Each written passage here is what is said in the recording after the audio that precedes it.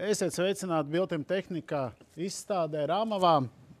Vakardien mums bija saruna par publisko pasūtītāju un inženieru konsultantu. Savukārt šodien tēma manās acīs priekš būvniecības nozars ir krietni sarežģītāka, tāpēc, ka runa ir par FIDIC līgumiem. Šodien mums ir tāds interesantāks formāts, jo ir viena video uzruna paredzēta, un pirms mēs laižam gaisā video uzrunu, es labprāt pieteiktu Linda Mikiško, firma L4, juriste, kura ikdienā ļoti daudz strādā ar FIDIC līgumiem, tāpēc viņas pieredze noteikti būs ļoti vērta.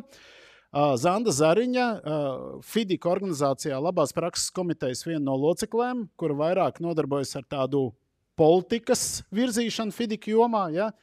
Un nenoliedzami Raimonds Eizenšmits, viens no FIDIC, ja var teikt, tēviem Latvijā, Latvijas Būvinženieru savienības valdes priekšsēdētājs.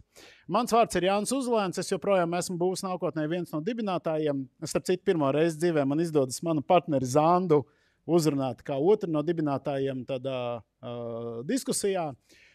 Un ar mūsu pieteikumiem mēs apgarām. Es labprāt lūgtu uzlikt vienu tādu mazu video uzrunu no Ondreja, mūsu kolēģi no Slovākijas, kurš speciāli šim pasākumam ir sagatavojis vienu video uzrunu. Viņa būs pavisam īsa, bet man šķiet ļoti forša un svarīga. Lūdzu. Greetings from Slovakia, from Ondrej Vanicek. I would like to express my support for this panel discussion on FIDIC. And I would like to thank Constructive, namely Zanda and Janice, with whom we have established international cooperation in improving and understanding contractual processes. It is a real pleasure to see professionals from different countries sharing their knowledge and experiences, because construction projects succeed only when all parties work together. Continuous learning on FIDIC is essential. For me, it's like a chess. FIDIC gives us the rules of the game, but knowing the rules does not make a good player. What truly matters is strategy and the ability to think several moves ahead. And that's exactly why we must keep learning, developing and improving the way we apply FIDIC and contract management in practice. I wish you all inspiring discussion. Thank you. Raimond, taisnība? Jā. Ļoti labi, īsi, koncentrēti un pareizi. Nu, principā mēs varam beigt diskusiju. Gandrīz. Lieliski. Labi, ķersimies klāt darbam. Gluži kā vakardien, man šeit jāskatās, piedodiet. Gluži kā vakardien, uzsākot sarunu par inženieru konsultācijām, viena no tēzēm, ko es izmantoju, ir ļoti vienkārša. Pārdomāti, pārvaldīts būvniecības process, nodrošina efektīvu būvniecības procesā nepieciešamo resursu izmantošanu. Jūs taču piekrītat šai tēzei? Piekrīt. Sakiet, jūsuprāt, un sākšu Raimond ar jums, jūsuprāt, FIDIC pēc savas būtības, pēc sava gara ietver sevī šo domu? Nu, vispirms es gribu mazliet precizēt, ja? Mēs esam pieraduši tā kaut ko saīsināt un kaut ko lietot un iznāk tā mazliet kā žargons. Ja mēs sakam, vai FIDIC to nodrošina, tad nē, jo FIDIC ir organizācija, bet FIDIC izstrādātie līguma noteikumi, kurus mēs zinām un kur latviešu valodā ir 5 dažādas grāmatas, kā mēs viņus saucam, sarkanā, dzeltenā un tā tālāk. Tajās ir, ņemot vērā pasaules būvniecības un inženieru konsultāciju nozares labo praksi, apkopots tas, kas faktiski nosaka, kā būtu pareizi rīkoties, tie ir soļi, kuriem būtu jāseko, kas ir nepieciešams, un katra tiesības, katra pienākumi, katra rīcība. Tā viss ir aprakstīta, un tas viss ir noderīgs, lai sasniegtu labāko rezultātu. Paldies. Linda, tavs viedoklis? Nu, es domāju, ne jau velti FIDIC organizācija ir 100 gadi vairāk, bišķīt ar mazu gabaliņu. Un vajadzētu jau būt tā, ka 100 gadu laikā cilvēki varētu saprast, kas ir tās īstās vērtības un kādā veidā pie kādiem principiem pieturoties. mēs varam tikt pie tā gala rezultāta, pie tās būves.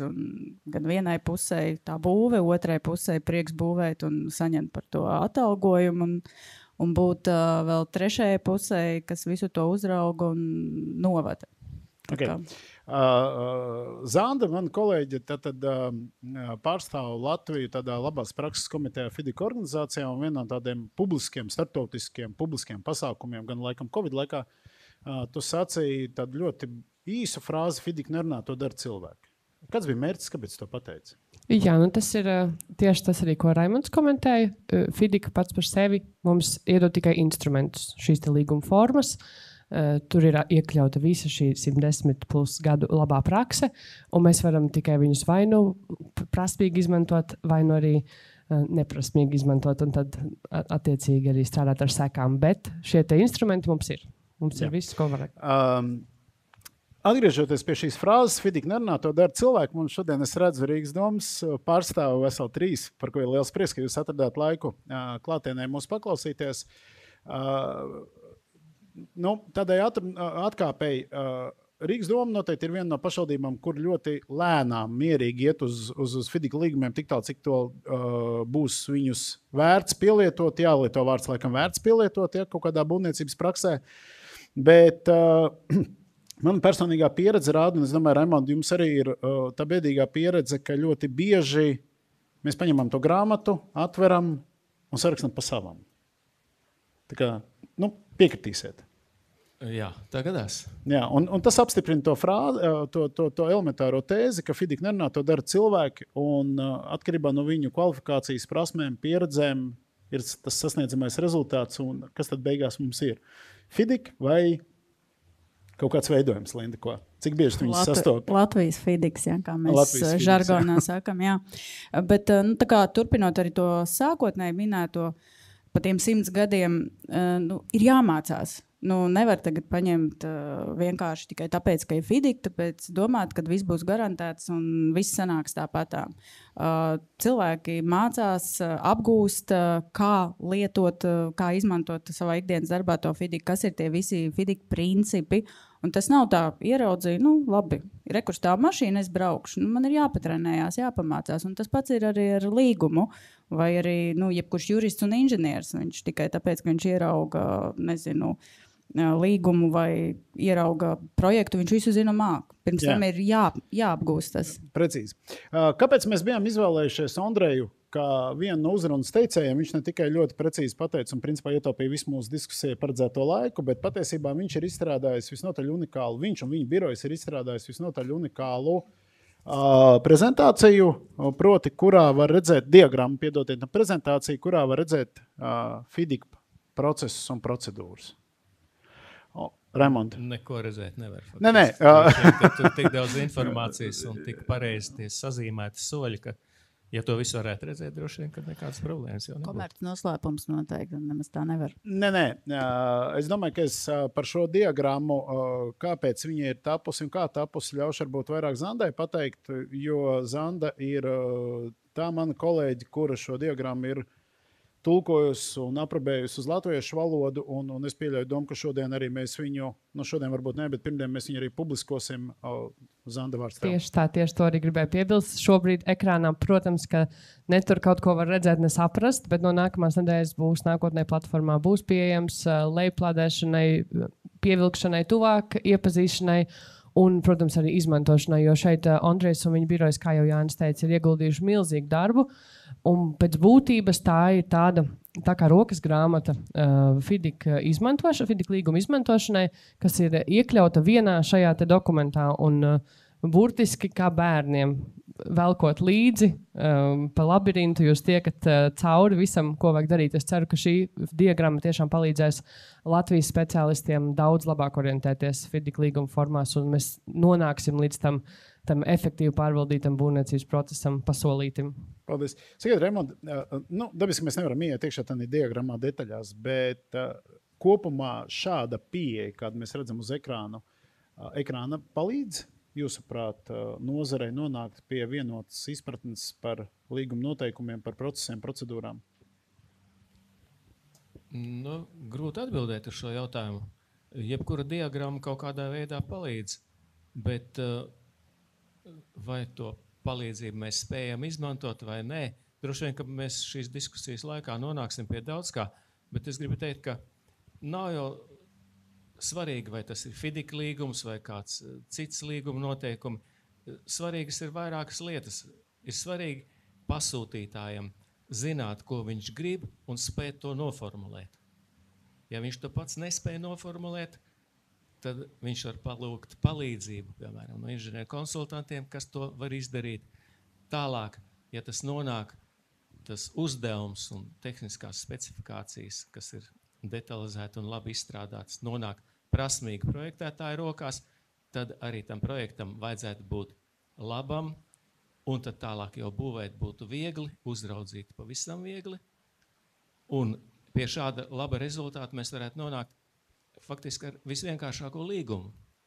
Ir svarīgi, latviešu teiciens tāds, ko sēsi, to pļausi. Ko tu iesēsi, ko tu arī dabūsi beigās. Un visā šī procesā, protams, ir jābūt labam komandas darbam. Ir jābūt sadarbībai, tas ir galvenais. Nu jā, es piekrītu. Linda, nedaudz no citas operas, proti, no būvniecības aprits, no cikliem, no stadijām, tad praktiski, lai mēs nonāktu līdz tā līguma noslēgšanai, mums ir jāizstrādā kaut kāds produkts, pareizi?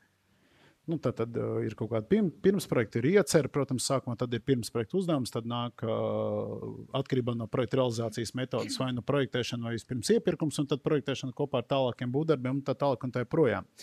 Un tad atgriežoties pie šīs diagrammas, pieņemot, ka šeit viss ir pareizi, taisnība un labi, tavuprāt, būtu taču vērtīgi, ka pasūtītājs teikt, Klaus, šis ir ceļš, pa kuru mēs iesim arī strādājot pie konkrētā līguma. Es uzskatu, ka šis ir ļoti pat labi. Tā varētu būt kā ceļu karte.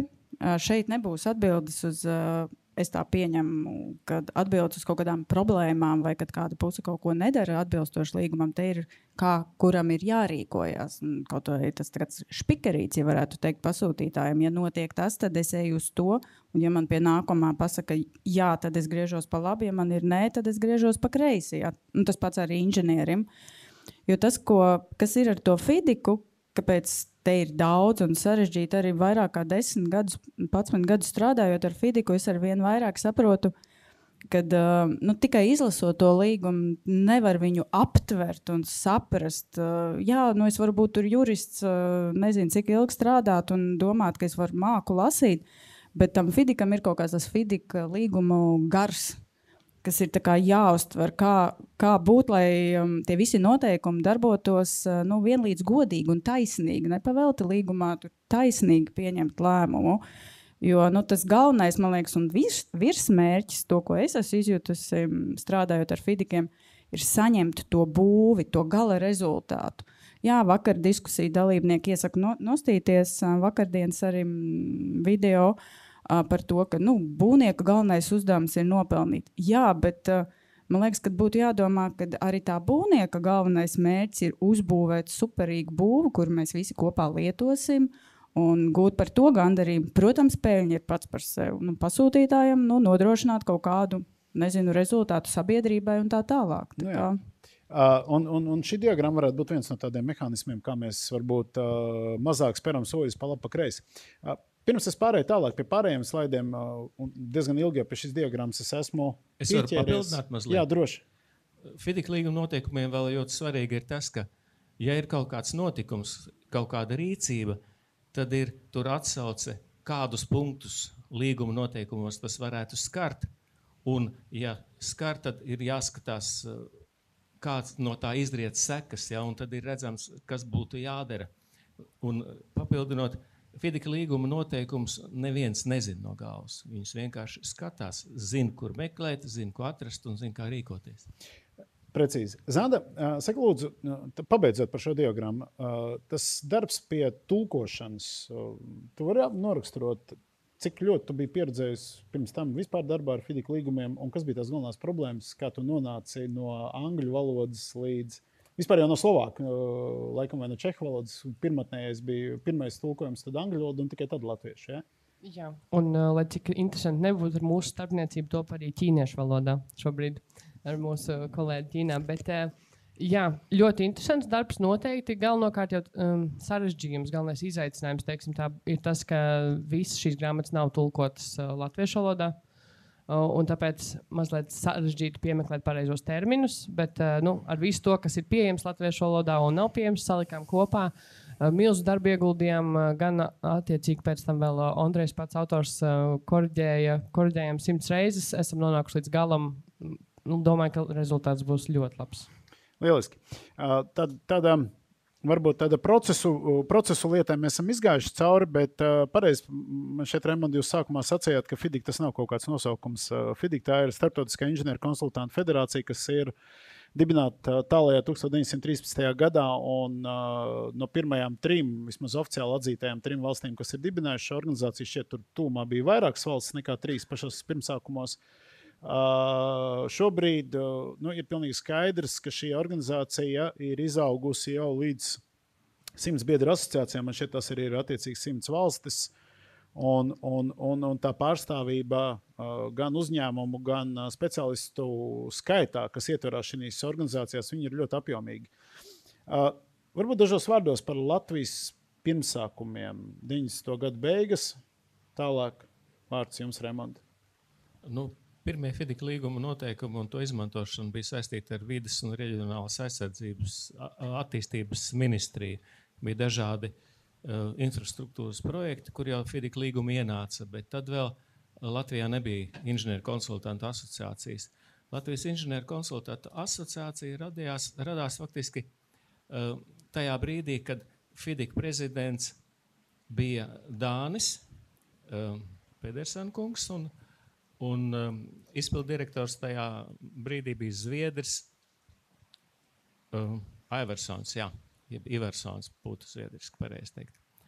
Un viņi brauc uz Latviju, tikās ar būvinženieriem, tā skaitā Būvinženieru savienība, arī ar ministriju pārstāvjiem, un faktiski iestāstīja, jeb aizveda mūsu domāšanu līdz tam, ka inženieru konsultantu pakalpojumi ir kaut kas vairāk kā būvuzraudzība, kaut kas vairāk nekā autoru uzraudzība. Tas ir tāds procesu darba specifiks, jeb darba apjoma plašāks tvēriens, un ka Latvijā būtu jādibina inženieru konsultantu asociācija, kas arī notika 2003. gadā, un arī, ka jāstājās FIDICā, kas notika 2004. gadā. Ļoti jauki. Un šodien, starp citu, man arī jāsaka, kad bija aicināts un bija gatavs piedalīties Latvijas inženieru konsultantu asociācijas pārstāvs Mārtiņš Draudiņš, bet, diemžēl, laikam, ka veselība, un tāpēc viņš šodien šeit nav. Bet, Zanda, tu tātad ikdienā, esot arī FIDIC organizācijā Labās prakses komitejā, faktiski tu strādā ar dažādiem inženieru birojiem no dažādām valstīm, un ko jūs tur izdarat? Jā, tātad latviski korekti ir uzņēmējdarbības labās prakses komiteja. Tā ir FIDIC organizācijas valdes izveidota komiteja, kura tad mūsu galvenais uzdevums ir identificēt nozarē problēmas vai iespējas, kuras tad tālāk nodot FIDIC valdē. Šī komiteja ir tāds tā kā tiltiņš starp FIDIC valdi un starp nozari. Mūsu galvenais uzdevums ir turēt roku uz pulsa, saprast, kuros jautājumos FIDICam vajadzētu sniegt savu ārtavu, izstrādāt varbūt vadlīnijas, jo kā jau arī mēs iepriekš šeit minējām, FIDIC tā ir organizācija un tie nav tikai līgumi. FIDIC darbs nebeidzas tikai pie līgumiem, bet ir arī dažādas vadlīnijas, kas starp citu par brīvu ir pieejamas internetā pilnīgi jebkuram, lieliski izmantojamas. Un jā, tātad šai komitejā mēs esam kopā no vairākām valstīm. Ir lielu inženieru biroju pārstāvi no Spānijas, Dienvidāfrikas, Dānijas, ASV un vēl citām valstīm. Un tad jā, tas mūsu uzdevums ir saprast, kas šobrīd nozarē ir aktuāls, par ko FIDICam vajadzētu attiecīgi. Man jāpiebilst, ka Zanda man ir divās vietās priekšniece. Pirmkārt, viņa ir valdes locekle būs nākotnē, un otrkārt, darbojoties Labās prakses komitejā FIDICā, viņa komandē man, jo es darbojos tur tādā vienkārši iepirkuma darba grupā. Ja? Tad man ir paveicies dubultā. Par FIDIC priekšrocībām. Pavisam tādas, piedodiet, es te putrojos nedaudz. Pavisam vienkāršas lietas, tātad, ar ko FIDIC raksturu ir raksturīgs. Kas ir FIDIC raksturīgs? Tātad vienots definīcijas, pamatformas, visnotaļ ir atrunāti riski. Tas ir pielietojams, līgumi ir pielietojami praktiski jebkurā valstī. Ir praktiski, nevar laikam lietot tomēr vārdu nemainīgas prasības, bet pastāvīgas, saprotamas prasības, kuras laika pa laikam tomēr FIDIC organizācija pati pārskata, pārtaisot vienu vai otru grāmatu. Atrunāta strīdu izšķiršanas kārtība, un tas, ko jūs, Raimond, minējāt, ka atsauc uz punktiem, praktiski ir tā kā ceļvedis šī līguma ietvaros. Ir kaut kas vēl, ko jūs varat pie šīm priekšrocībām, Raimond, pieminēt? Droši vien, ka tas būs arī tālāk, bet visām līguma formām faktiski ir divas daļas. Ir vispārīgie noteikumi, kuri būtu tā kā jāpieņem, vai daži punkti varbūt jārevidē vai jāaizstāj ar kaut ko, un ir speciālie noteikumi, kur tad jau ir specifisks par konkrētu objektu, konkrētas lietas, kādas pasūtītājs vēlas, un līguma slēdzēji ir gatavi ko mainīt.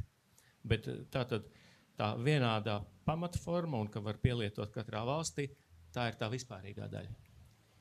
Jā. Linda, tavs skatījums? Manā ieskatā viss būtiskākais ir, ka tur ir izslēgts risks kaut ko aizmirst būtisku. Piemēram, aizmirst paredzēt līgumā, cik tad dienu laikā ir kaut kas jāiesniedz, vai cik dienu laikā ir jāsniedz atbildes, vai kāds ir pieņemšanas nodošanas procedūra, vai citreiz var arī aizmirst, un nereti gadās, kur līgumā nav iekļauts, pieņemsim, strīdus izskatīšanas kārtība. Ja?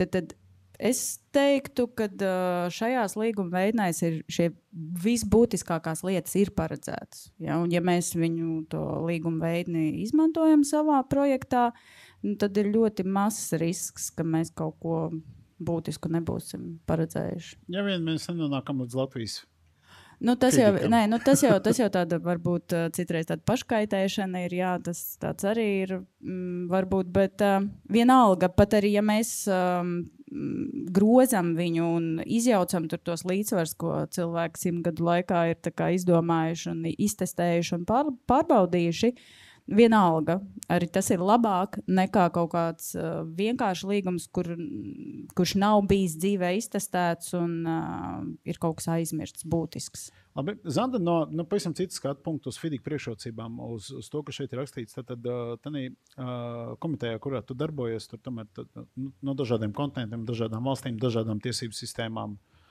dažādiem korupcijas līmeņiem un tā tālāk. Ja tur, teiksim, Ēģipte, ja, kur visi zina, ka Ēģiptē nav korupcija nepazīstama lieta. Ja. Bet saka, lūdzu, tavuprāt, tad, kad jūs strādājat ar visiem šiem kolēģiem, arī ir šī vienotā izpratne, ka jūs vispār saprotat puslīdz vienādu to FIDIC būtību? Jā, vienota izpratne noteikti ir. Būtība ir saprast, un tas, redz, Latvija joprojām tiek uzskatīta par jaunu valsti, kas izmanto FIDIC. Salīdzinot ar citām valstīm, mēs skaitamies pie jaunajām valstīm. Vismaz viņu izpratnē, lai varbūt mums pašiem tā neliekas. Līdz ar to, protams, mēs saskaramies savā darbā ar problēmām, ar kurām citas valstis ir saskārušās jau iepriekš. Tāpēc varbūt ir vieglāk risināt. Bet es gribēju vēl papildināt, ja mēs paliekam pie tās neapstrīdamās domas, ka FIDIC nav tikai līgums, un šeit mēs runājam par FIDIC priekšrocībām, nevis tikai FIDIC līguma priekšrocībām, tad noteikti, ka ir jāpiemina tas, ka tās ir milzīgas durvis uz starptautisku sadarbību, ko mēs īsti līdz galam šobrīd vēl varbūt neizmantojam pilnā kapacitātē.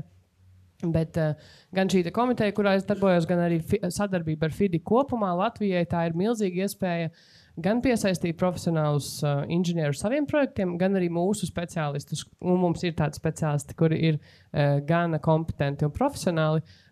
Šos mūsu speciālistus piesaistīt ārzemju projektiem un veidot šīs sadarbības starptautiskās, jo tik tuvu sasniedzami lieli biroji un speciālisti ārzemēs, kā caur šo organizāciju. Es nezinu, kur vēl mēs varam dabūt tādu iespēju. Tikai jāizmanto. Piekritīsiet pēdējiem teikumam, Raimond? Jā, protams. Vēl ir jāpiebilst, ja mēs runājam par FIDIC, viņi rīko arī apmācības. Viņi rīko speciālus kursus jaunajiem profesionāļiem, lai ievadītu viņus, lai apmācītu. Ja? Un plus, protams, vadlīnijas un pieredzes apkopojums un ikgada grāmata, ko viņi tātad globāli, kas apskata gan nozari, gan pasaules, teiksim tā, būvniecības attīstību. Jā. Okay. Linda, cik bieži tu savā praksē, tu teici, ka tu vairāk kā 10 gadus strādā ar FIDIC līgumiem, cik bieži tev ir nācies saskarties strādāt, es domāju, Latvijas projektos, bet ar ārvalstu kolēģiem? Nu, Rail Baltikā noteikti, ne? Jā, un tāpēc es gribēju paturpināt, ko Zanda sāk teikt, ka man nevienu brīdi nav bijis kauns par mūsu speciālistiem. Un patiesībā mēs diezgan labi un ātri apgūstam lietas. Un, varbūt tas nebūs tā populāri, varbūt nebūs politkorekti, ja, bet dažreiz arī no tie ārzemju speciālisti viņi māk sevi labāk pasniegt. Mēs esam daudzreiz pieticīgāki, bet šobrīd praksē es redzu, mēs ļoti labi turam līdzi un dažreiz esam pārāki. Lai cik varbūt dīvaini neizklausītos, skatoties atpakaļ kaut vai gadus 30, 40, ja kādiem inženieriem bija iespēja strādāt kopā ar ārzemju speciālistiem, ir bijuši mūsējā Āfrikā, ir bijuši visur, kur šo tekstu es vienmēr esmu dzirdējis, ka mums nekad nebija kauns par to, ko mēs un mūsu cilvēki var izdarīt. Jā, jo tā pirmā reakcija, tagad atbrauks, tur būs, tur onkoļi un tāns, visu zinās, mācēs un tā. Nē, mūsu darbspējas ir ļoti liels. Tad, Zanda, pirms tev dod vārdu tev, man būtu tev viens lūgums, ja drīkst, tad nākamajā labās prakses komitejas sēdē paņem izgriež šo te mazo Raimonda un Lindas sacīto epizodi, uzliec tītrus angļu valodā, tāds sarkans un pasaka, vai mēs ejam līderos. Varam? Ziņu noteikti nodošu, bet tas arī, ko es gribēju papildināt, tā ir tā mūsu problēma, ka mēs ļoti skaļi mākam runāt par sliktiem piemēriem, un tie sliktie piemēri aiziet ļoti tālu. Un mēs kaut kā pārāk kūtri runājam par tiem labajiem, ko arī vajadzētu mainīt, jo, kā jau mēs šobrīd šeit saprotam, un tas nozīmē, ka tā arī ir, vai ne, jo, ja mēs sakam šeit nozares pārstāvi, tad tā noteikti ir, ka mums ir šie speciālisti, kuri var. Okay. Raimond, pirms es eju tālāk, es gribētu jums pajautāt, tātad es vairākas reizes šodien minēju, ka mēs ar Zandu darbojamies dažās darba grupās komitejās FIDICā. Cik tālu kāds latviešu inženieris ir ticis FIDIC organizācijas tādā vadības hierarhijā? Varbūt jums noteikti ir labāk zināms, kā jebkuram šobrīd. Tur tajā vadībā ir diezgan stingri noteikumi, kurus sākotnēji mēs īsti nezinājām un neņēmām vērā. Un, kad Londonā bija FIDIC konference, kurā es arī piedalījos pirms tās, man izvirzīja uz FIDIC izpildu valdi. Tā, ja? Jo mainījās 2 valdes locekļi, un man atbalstīja lietuvieši, igauņi un arī somi, jo tur vajadzēja vairākas rekomendācijas. Un man tomēr neievēlēja, jo pietrūka 6 balsis, jo amerikāņi nobalsoja par Jordāniju ar savām 6 balsīm, līdz ar to Jordānas tik iekšā. Un pēc tam FIDIC izpilddirektors Enrico Vinks man teica dīvaini, ka es tik daudz punktus un balsis saņēmu bez saskaņošanas ar viņu, jo tur bija tāda kārtība, ja, piemēram, iet prom no Āfrikas, tad no Āfrikas arī vajag ievēlēt. Ja? Un tas toreiz nebija tas gadījums no Eiropas, neviens negāja prom. Līdz ar to es gribu teikt, ka FIDIC valdē neviens no Latvijas nav bijis, un kādā komitejā, man liekas, jūs esat pirmie. Mēs esam pirmie. Forši. Tad vismaz mēs kaut kur lēnām tur ejam un varam iet uz priekšu. Apakaļ pie tādām vienkāršākām lietām. Praktiski, tātad, ja mēs ņemam visu šīs FIDIC priekšrocības, ko šeit es uzskaitījis, mēs varam nonākt līdz domai, ka FIDIC tie ir tipveidi līgumi. Te neviens nestrīdēsies pretī pareizi. Un ko es vēlos ar šo mazo diagrammu rādīt, kaut kādus gadus 4 apakaļ šķiet, mēs arī ar Zandu kopā taisījām tādu aptauju nozarē. Kaut kur pie 830 respondentiem mums bija, kuri uz jautājumu, vai piekrītat apgalvojumu, ka tipveida līguma būvniecībā mazina riskus būvniecības procesa gaitā. Jūs redzat, ka praktiski nospiedošs vairākums nē, bet vismaz krietna divas piekdaļas, ja, tad saka, ka jā, un vēl tā kā vairāk piekrīt nekā nepiekrīt. Jūs šim kopējam skatījumam, Raimond, piekrītat? Jā, kāpēc gan ne? Jā. Piekrīt. Linda? Jā, piekrīt. Tu, Zanda, es to teiktu uz tiem Britiem un Amerikāņiem, kad šitā ir pie mums arī. Tā vienota izpratne. Mums ir vienota izpratne, ka tas tā ir, bet te varētu to papildināt, ka tikai tad, ja tie tipveidi līgumi ir prasmīgi pielietot. Tad noteikti samazina riskus. Okay. Par to, kā sākās FIDIC gaitas Latvijā, mēs tikai jau praktiski pieskārāmies un būtu jocīgi, ka mēs otrais tur runāt, bet ir zinām arī tāda visnotaļ negatīva pieredze, proti bija diezgan ilgs pārāvums piemērošanā, un noteikti atkal nevienam citam, Raimond, ka jums nav zināms labāk, kāpēc tā bija. Es tiešām nezinu, kāpēc tā bija. Es domāju, ka mēs jau esam pieraduši strādāt tā, kā mēs strādājam. Mēs esam kopumā pieraduši slēgt vienkāršākus līgumus, nevis šķirstīt biezās līguma noteikumu grāmatas. Un lielāko daļu jau tie FIDIC līguma noteikumi tika piemēroti tad, kad kāds ārzemju investors nāca un teica, es gribu, lai līgums tiek slēgts pēc šīs grāmatas. Un kā nu tas laika gaitā gadījās, kā ne, to grūti komentēt. Labi, bet teiksim, to, ka tas pārāvums ir bijis, to mēs zinām. Ja? Bet vai nav tā, ka būvniecības nozare tādīs pašos pirmsākos nemaz nebija gatava šiem FIDIC līgumiem, ka bija vairāk tāds wild west, proti vairāk pelnīt, veidot kaut kādu aktīvu kopu un tad varbūt pievērst uzmanību tādām augstākām matērijām? Jūs kā inženieris to jūtāt? Vai? Nē. Es domāju, ka tā nebija. Apzināti, es domāju, ka mēs runājam šeit par nopietnām būvkompānijām, kas strādāja pēc FIDIC līgumiem vai nestrādāja, kur bija liela apjoma, liela objekti. Es domāju, ka principā neviens jau negrib slikti strādāt. Visi jau grib sasniegt to rezultātu labāku. Un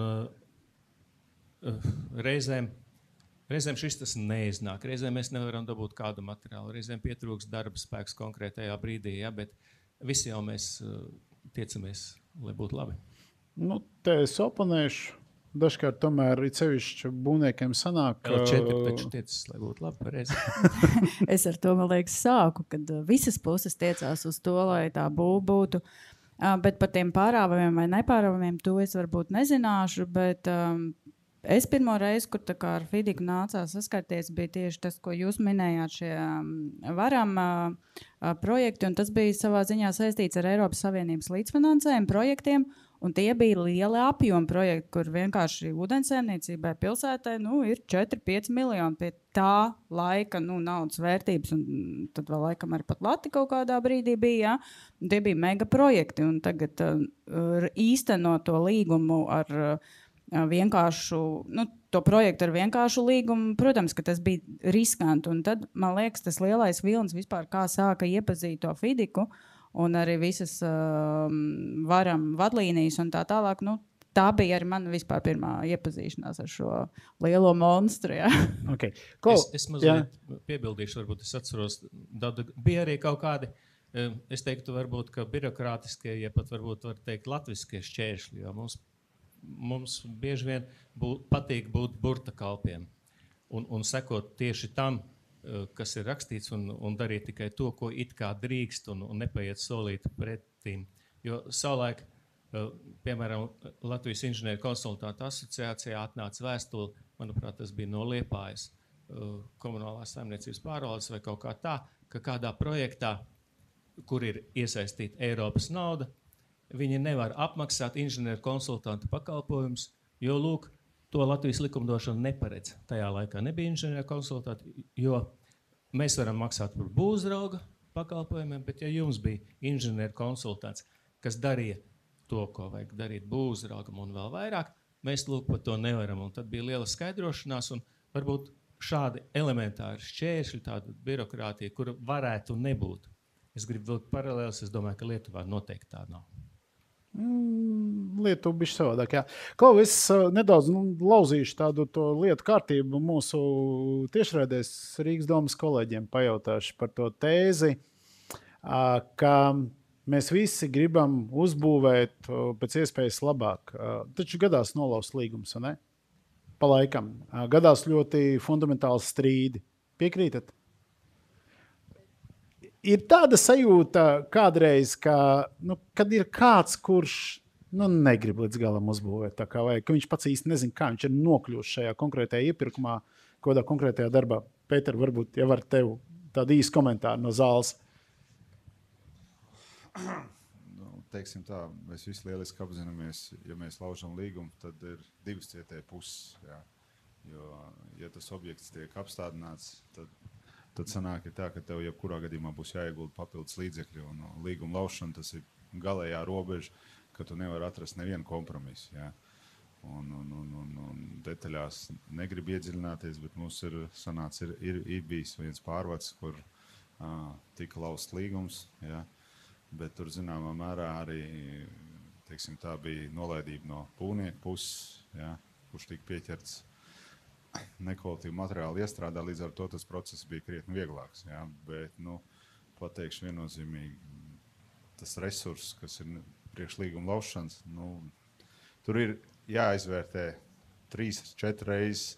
Labāk ir atrast tomēr to kompromisu un kaut kādā veidā to objektu pabeigt. Bet, protams, ja tiek konstatēts, ka nav kvalitatīvi iestrādāts vai ne tas materiāls, kas ir vajadzīgs, ja, tad viennozīmīgi tad īstenībā sanāk ir tā, ka tas teiksim tā, atbrīvo rokas gan juristiem, gan visiem pārējiem, lai līgums tiktu lausts un būvnieks tiks sodīts.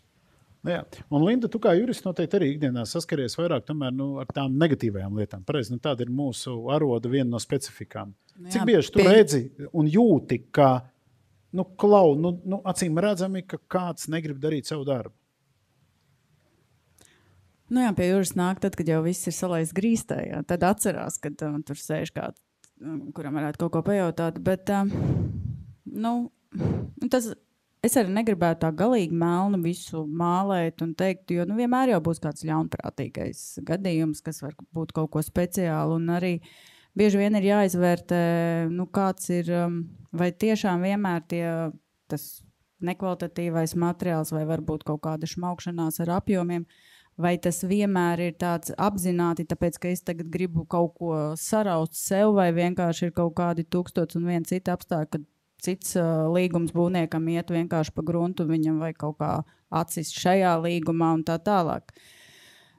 Jā, ir protams, kad ir gan apzināta kaitniecība, gan arī ir nezināšana, nemācēšana, nesaprašana, kā ar to līgumu strādāt. Jā. Arī, diemžēl, tāda muļķība jau kaut kur robežojās. Ja? Bet galīgi melni nevar mālēt. Labi. Un Zanda, tāda starptautiskā pieredze. Mēs vienu lietu konstatējam, kad man vispār šķiet tādai atkāpē runājot, ka tās sliktās lietas, viņas ir tā vērtas, lai viņām mācītos. Tas ir, man liekas, galvenais uzdevums, tad, kad kaut kas aiziet pavisam greizi. Ja? Jo tās labās lietas mēs tik tiešām maz runājam, mēs jau maz slavējam. Kā tas notiek pie jums tādā komitejā darbā? Cik daudz jūs analizējat tos sliktos piemērus? Vai tomēr akcentējaties uz tiem labajiem?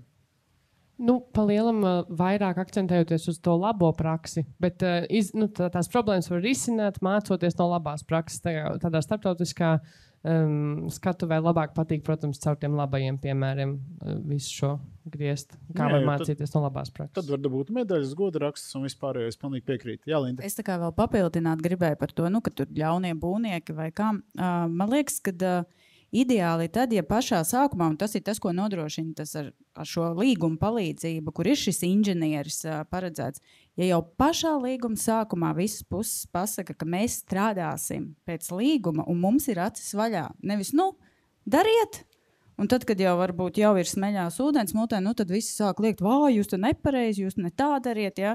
Kad jau pašā pirmajā dienā, pirmajā sapulcē visu daram visi. Varbūt citreiz ir pēc burta, bet tā kā ir prasīts. Un tad nekad nevienam nebūs nekāda pārmetuma. Un tad būs grūtāk izdarīt kaut kādus pārkāpumus. Okay, bet šis slaids par līguma noteikumiem jau visnotaļ ilgi noteikti ir arī skatītāju ekrānos. Un, man vienīgs jautājums par līguma noteikumiem kopumā, Raimond, jums. Vadlīnijas lietošanai. Reti, kad redzēts, ka tiek izmantots būvdarba gaitā, kad visas puses strādājot ar FIDIC, sarunas sāk no tā, ja mēs kaut ko nesaprotam, tad ņemam veram vaļā vadlīnijas. Es domāju, ka tie, kas slēdz līgumus pēc FIDIC līguma noteikumu grāmatām, zina, ka ir tādas vadlīnijas un vajadzības gadījumā izmanto, bet runājot par Latviju, es domāju, mīnus ir tas, ka šīs vadlīnijas nav latviski. Ja?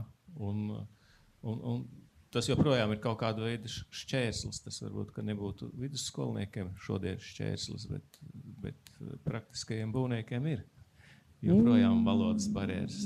Pirmām kārtām valoda, otram kārtām ļoti bieži terminoloģija. Viņa atšķirās no mūsu būvniecības terminoloģijas, un tad teiksim, Linda noteikti piekritīs, ka juristi sāk interpretēt šo terminoloģiju nevietā ļoti bieži. Ja? Nevis pēc būtības, bet... Nepiekrītiet, Linda, nepiekrīt. Kurš nepiekrīt? Lai nepiekrīt. Jā, man tiek atļauts nepiekrist. Nē, es vairāk esmu tāds praktiskais. Es jau kā mums birojā smējās jurists, kurš labāk aizbrauks uz biroju, nevis uz biroju, bet uz objektu pastīsies. Kā tad tur bruģis ir uzlikts, man patīk redzēt. Nevis, ka man tur sastāsta, ka nevar ielikt to bruģi tādā leņķī vai vēl kaut ko. Vairāk ir stāsts, ka jurists un tās interpretācijas, es gribētu teikt, ka tas ir tas pēdējais. Pats pēdējais ir vispār tiesas un strīdu un kašķis, jā. Bet, ka vajadzētu uz to mērķu, uz to rezultātu, nevis mēģināt sākt interpretēt punktus līgumā, jā, un kaut ko atrast un meklēt vienalga gan pasūtītājam, gan uzņēmējam. Jo tas ir tiešām pēdējais, un arī piekritīšu no Rīgas domas tam teiktajam, ka laušana, tas ir laikam visdārgākais, kas vien var būt. Jā, bet nereti tas ir ļoti vērtīgi, tāpēc, ka tas varbūt saprina nozari un liek aizdomāties, kāpēc mēs tik tālu nonācām. Bet to vajag uzreiz. Nevajag gaidīt, kamēr tā gangrēna aiziet līdz šejienai, ja? Bet, tā, kad ir tad ņemam un cērtam. Labāk vispār nelaist gangrēnu klāt. Lūk, man šķiet, ka viens no resursiem, par kuriem arī nozare maz runā, ir FIDIC zelta principi. Un, lai mēs nonāktu līdz tiem FIDIC zelta principiem, varbūt kāda ir tā mana doma, tad praktiski šo te principu nozīme, viņi ir tikai 5, un viņa nozīme ir līdzsvarots risku sadalījums līgumos. Un man šķiet, ka šī arī ir viena no vismaz Latvijas nozares problēmām, tieši aizejot uz tiem Latvijas FIDIC noteikumiem, ka mēs zaudējam šo te zelta principu nozīmi. Raimond, kāds ir jūsu skatījums šajā jautājumā? Ne, te faktiski jārunāja par to, par līgumiem, kādi mēdz tikt sagatavot Latvijā, ja? Bieži vien tas, kurš gatavo līgumu, tas tomēr cenšas to līgumu sagatavot tā, lai sevi pasargātu pēc iespējas. Ja? Un līdz ar to tie riski, kas tiešām FIDIC līguma noteikumos ir izlīdzsvaroti, skaidri definēti, kam, kā un ko, tie te var pazust, ja? Pazust tulkojumā. Ja? Un tāpēc slēdzot līgumus, faktiski vienmēr viņi jālasa un jāiedziļinās, un varbūt reizēm jāprasa arī juristu padoms. Linda, cik bieži tad, kad tu strādā ar līgumiem, tu viņus noteikti nekad gandrīz neizstrādā, tāpēc, ka tu tomēr vairāk vai mazāk jau nāc jau gatavu produktu apkalpot savā būtībā, pareizi? Pēdējā laikā es vairāk tā kā inženieru komandā, bet ir arī bijis tā, kad ir jākonsultē un jāpalīdz klientam sagatavot šos līgumus. Un tā pavisam godīgi atbildi. Vai tu sāc ar zelta principiem? Vai vismaz dod viņiem ļoti svarīgu lomu? Jā, nav laika, termiņi, jāizsludina iepirkums, kādi zelta principi. Paņemam vadlīnijas, liekam iekšā. Redzat. Laiks, tas viss ir ļoti dārgi. Protams, tas ir super, bet varbūt, lai arī kāds klausās, kad nevajag uz šiem līgumiem skatīties, ja mums ir projekts par 500,000. Varbūt nē. Zaļā grāmata, kāpēc nē? Lūdzu. Jā, bet pārsvarā populārākais sarkanā un zeltenā, ja, bet piekritīsiet, drīkst tā teikt. Jā. Nē, runājot par tiem zelta principiem un par līgumu gatavošanu, tie zelta principi jau nav nekas ārkārtējs. Tā ir vienkārši pareiza izpratne par to, kā lietām būtu jānotiek. Jā, absolūti, bet tā izpratne veidojas divos ceļos. Ja tu esi ļoti, ļoti pieredzējis un mēģini ievērot šo te principu, ka ir jābūt līdzsvaram un viņi nevajadzētu zaudēt, tad dabiski tie principi tevī dzīvo. Piekrīt, Zana? Jā, tieši gribētu teikt, ka profesionālis, kurš sastāda šos līgumus, viņš var neskatīties šajos zelta principos, un tas līgums atbildīs. Tas ir tie zelta principi vairāk tā kā tādi atgādinājumi, tāds checklists, ko tu pēc tam vari apskatīt, vai viss ir kārtībā. Bet tādam profesionālim vajadzētu domāt tieši arī saskaņā jau pašam. Iziesim cauri checklistē. Zelta princips numur 1. Visiem līguma dalībnieku pienākumiem, tiesībām, lomām un atbildībai jābūt tādiem, kas paredzēti vispārīgos noteikumos, un tiem jāatbilst projekta prasībām. Taču ļoti saprotams, pareizi? Protams. Un tad es šajā sakarā jums uzdošu vienu tādu jautājumu. Mēs paņemam Latvijas publisko iepirkumu. Mēs, protams, gan pamatot, gan nepamatot, katrs sevi deklarējam par kaut kādus jomas speciālistiem. Un tad rodas tāda fenomenāla situācija, ka tu ņem speciālos noteikumus, ESAV ir vaļā, un tu saproti, ka tur ir, nu, teiksim, ja FIDIC grāmata ir 60 lapas, man liekam 62, tad tur ir grozījumi. Vairāk. Nē, pats līgums 60, 64 kaut kas tāds. Sarkanā grāmata ir 130. Nē, tas ir visiem pielikumiem. Es domāju, pata līguma veidni ir 60. Zinu, kāpēc, tāpēc, kad vienā no slaidiem vienmēr ir 60 versus 416. 416 lapas visiem zināšanai ir zaļā zeme. Ja kāds ir izlasījis dzīvē zaļo zemi, esat izlasījusi, ja tad lūk, zālē ir viena kundze pacentusies. Tad jūs ar FIDIC līgumiem no rītdienas varat mierīgi strādāt, 60 lapām arī tiksiet galā. Bet atpakaļ pie šī principa numur 1. Tātad, un tad mēs redzam, ka pēkšņi tie speciālajie noteikumi uz 70-80 lapām parādās. Linda, kur ir šis princips tur vairs saredzams? Labi, es negribētu tas kvantitatīvu kritēriju, tur 70 vai 7 lapas. Ja tur nav izjaukts līdzsvars, tad kāpēc nē? Bet izklausās neticami, jo speciālā noteikuma daļa ir burtiski varbūt 11 punkti, ne vairāk. Jā, tas ir mans provokatīvs jautājums arī bija, kad praktiski speciālās noteikumos mēs pakārtojam kaut kādus konkrētus tehniskus administratīvus rādītājus konkrētam projektam. Viss. Tad kāpēc mums parādās tās 20, 30? Salāgojam ar mūsu publisko iepirkumu lietām, ar civil likumu, jā. Dabiski, jā. Nu, mēs tur vēlāk runāsim par strīdiem, tad tā būs viena no tām nodaļām, ko, diemžēl, mēs neprotam izmantot līdz galam. Zanda, tavs komentārs pie šī principa. Cik daudz tavā darbā kolēģi no citām valstīm sūdzās, ka šis princips arī īsti netiek ievērots viņu ikdienas darbā? Šis man šķiet, kā jau mēs teicām, profesionāls šādi arī strādā. Šis princips nav nekas ārkārtējs. Tas ir absolūti normāla lieta, kam būtu jābūt jau pamata komplektā katram juristam galvā.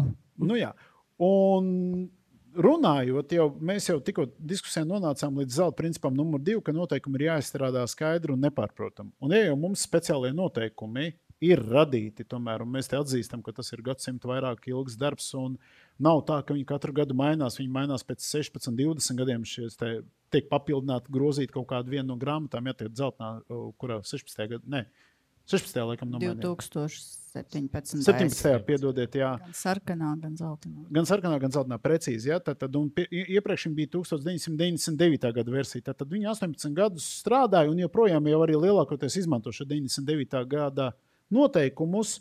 Kā tas iet kopā ar zelta principu numur 2, ka tad noteikumi ir jāizstrādā skaidru un nepārprotam? Tas ir ļoti labi, jo tur ir skaidri definēta dokumentu prioritāte, kādā kārtībā dokumenti jāņem vērā. Tur viss ir pareizes atsauces. Tur ir pareizi norādīts, ka ko mēs izslēdzam, to mēs izslēdzam, ko aizstājam, to aizstājam, ko papildinam. Nu, viss vienošanās rakstiski, jā.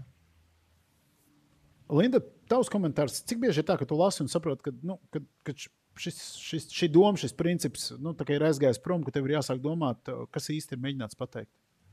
Es sākšu ar pozitīvo, tas uzlabojās. Tas akmens, ko gribētos mest, varbūt pasūtītāja lauciņā paliek arvien mazāks. Kur viņi ir? Tie tikai vieni no. Tikai viena no. Un par Rīgas domu es tā tik daudz neuztrauktos, tāpēc, kad ir pietiekami liela pašvaldība ar pietiekami daudz un spēcīgiem speciālistiem. Vairāk varbūt citreiz ir. Pašvaldība, kura regulāri iepērk kaut kādus būvdarbus. Līdz ar to viņi ir tik daudz punus dabūjuši, ka pie viņiem varbūt vēl jāiet un jāmācās. Es vairāk uztraucos, un tādu lielāku akmeņu būtu jāmet tādā gadījumā, kad tas pasūtītājs publiskais, viņam tagad pēkšņi ir pirmā vajadzība uzbūvēt kaut kādu mega būvi, ja, pirmais projekts 30 miljoni, un tagad vispār no kura gala tam visam ķerties klāt. Tad tur sāk nākt ārā visādi brīnumi. Bet šajā gadījumā, tad, kad viņam šāda vajadzība tikai viena, nevis tur katru gadu viņš tāds līgumus slēdz, tad ir tas inženieru konsultants, kurš nāk un palīdz un stāsta par tiem zelta principiem. Bet tas ir ne tikai uz FIDIC līgumiem. Tas, man liekas, šie zelta principi ir piemērojami jebkuru darījumu slēdzot. Jā, protams. Vienkārši FIDIC organizācija šo ir ļoti veiksmīgi tādu kā PR izmantoja. Saka, rekur, sekojiet šim un būs super viss. Zana, cik jūs strādājat pie PR savā darba grupā, komitejā? Nu, tas jau galvenais. Principā organizācijas galvenā lieta ir strādāt pie PR, lai nozare attīstītos. Nu, ļoti jauki.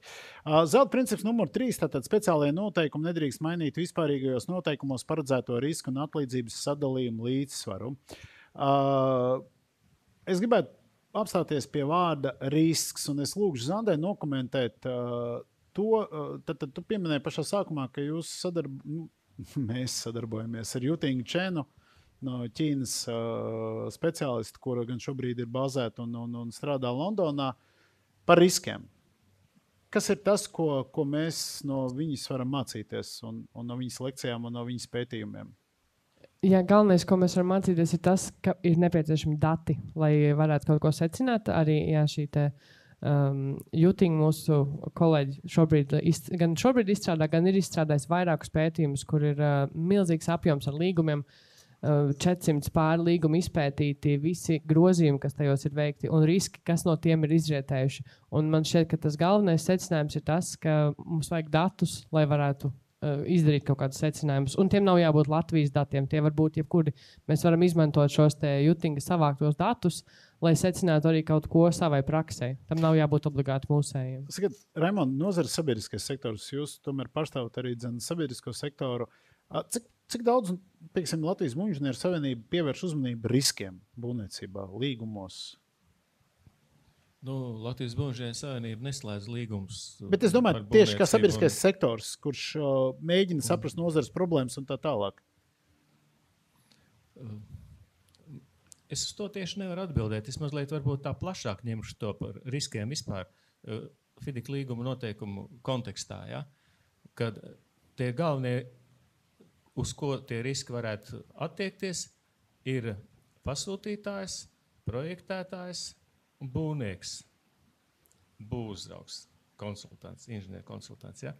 Tad katrai FIDIC līguma noteikumu grāmatai šis risku sadalījums ir atšķirīgs pēc būtības. Piemēram, ja mēs runājam par sarkano grāmatu, par būvdarbu līguma grāmatu, tad šajā gadījumā pasūtītājs ir atbildīgs par būvprojektu, jo viņš ir pasūtījis būvprojektu un viņš atdod būvprojektu tālāk būvniekam izpildē. Un līdz ar to pasūtītājs ir uzņemas atbildību un arī risku par to, ka tas projekts ir pareizi izstrādāts, pietiekoši apjomā un pietiekoši detalizēti. Līdz ar to būvnieka risks ir relatīvi mazāks. Ja mēs runājam par dzelteno grāmatu, tad tas ir projektēt un būvēt, jeb otrādi būvēt un projektēt, un tad šo lielāko risku uzņems jau būvnieks, kurš nolīgst projektētāju un atbild arī par projektu. Un runājot par sudraba grāmatu, faktiski pasūtītājs gandrīz pilnībā noņem no sevis atbildību. Visu risku uzņemās tas, kas ir apsolījies pēc 2 gadiem, piemēram, atnāk šeit, kad te šodien nekā nav, pēc 2 gadiem pagriezt atslēgu, un tad viss būtu tad tas izpildītājs, kurš ir arī projektētājs, kas būvnieks, uzņemās to risku. Tā ir. Jā, un saliekot kopā to bildi par to risku, tad beigās sanāk tā, ka man šķiet, ka viena mūsu valsts problēma ir, ka mēs neesam izpētījuši savus līgumus, kā mēs esam strādājuši. Mums nav kaut kāda visaptvaroša tāda pārskata par to, kā mēs esam tikuši galā ar problēmām, kas skar vienalga vai būvdarba līgums vai FIDIC līgums, un iespējams, ka tā arī varētu būt viena no mūsu mazajām problēmām, kas sliedz vienā tā valodā runāt vienalga vai būvniekam ar pasūtītāju vai inženieru un tā tālāk un tā projām. Tas var būt, bet es gribu piemetināt, ka būvniecībā nav 2 vienādu projektu realizēt pilnā. Ja?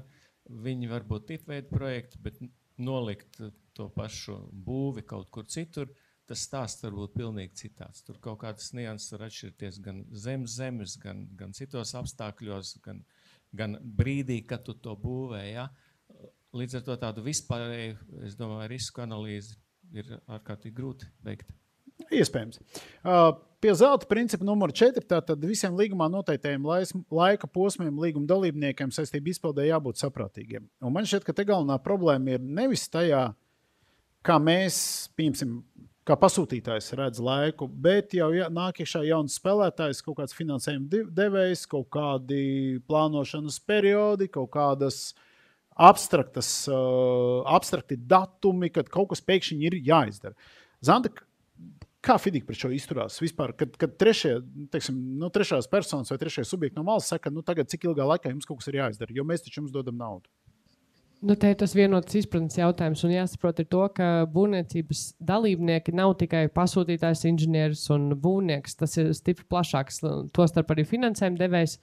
Tā arī izturās. Visiem ir jārunā vienā valodā, ir jāvienojas par termiņiem pirms, un lai viņi visi būtu saprātīgi, tas ir jāsaprot un jāizrunā pirms parakst līgumu, kas loģiski, kā liekas, vai ne? Man, kā jums šķiet Latvijā, kā mums izdodas ar šo jautājumu? Tik līdz mēs ņemam Eiropas naudu. Latvijā slikti. Mums ir tā sinusoīda visu laiku. Jā, mēs tā, kad viens etaps, lielā mērā Latvijas būvniecība joprojām ir atkarība no Eiropas naudas. Un Eiropas naudu mēs apgūstam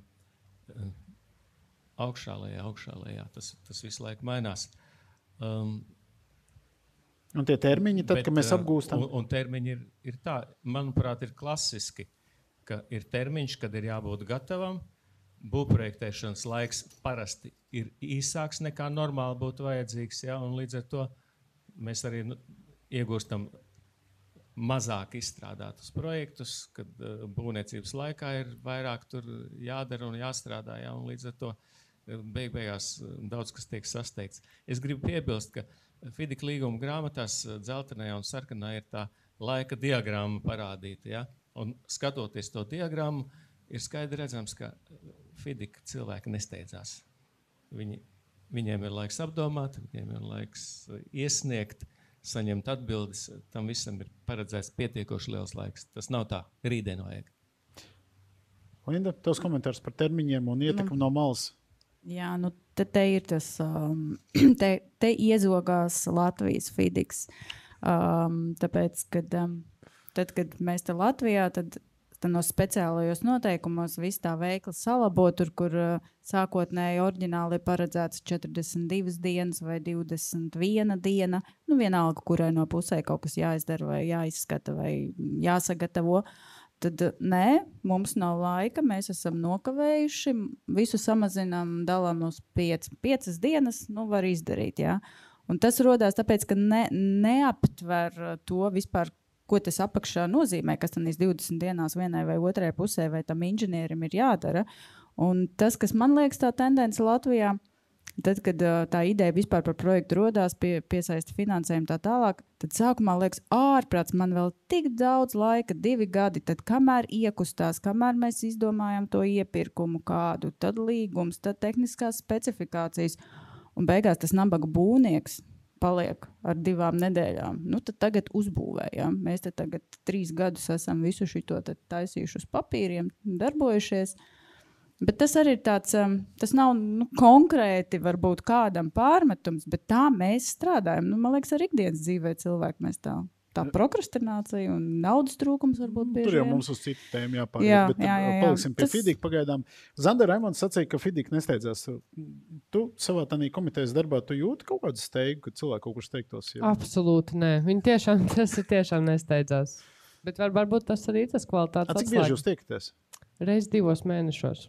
Tā nav beigās steiga, ne? Absolūti nē. Absolūti nav. Lieliski. Zelta princips numur 5, un manā skatījumā viens no svarīgākajiem principiem FIDIC līgumos, tātad kā mēs strīdamies. Ja? Tas, ko FIDIC rekomendē, ka pirms mēs dodamies uz tiesu, tomēr mēģinām strīdu risināt kaut kādā noteiktā algoritmā.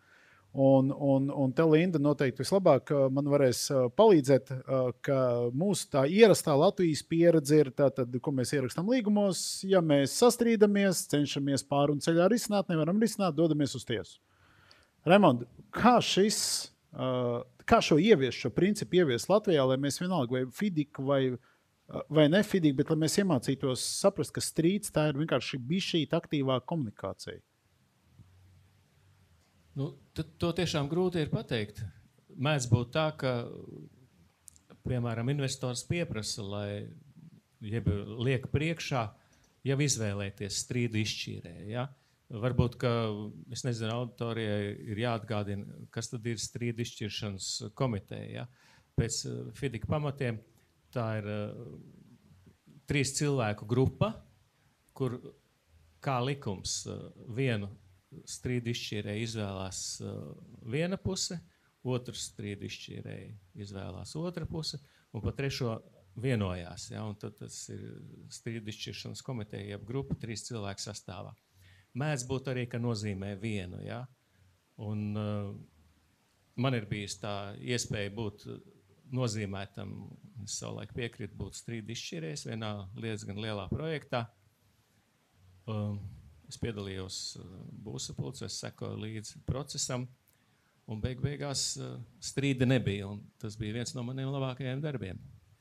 Tagad bija šeit precīzāk, tad jūs izvēlējāt par strīdu izšķīrēju vēl līgumu sākumu posmā, tad jau parakstot līgumu, un jūs izmantojot iespēju piedalīties šajā būvniecības procesā, ikdienā sekojot līdz kaut kādiem būvībā notiekušiem procesiem. Jā. Linda, tu kaut ko tādu esi redzējusi? Par laimi es neesmu tik tālu tikusi līdz strīdu izšķiršanai. Nē, ka tev jau strīdu izšķīrējs, potenciālais strīdu izšķīrējs ir kaut kur blakus. Jā, tas tagad šobrīd arī notiek Rail Baltica līgumā, kad šie locekļi, viņi jau staigā pa būvlaukumu, jau seko līdzi un skatās.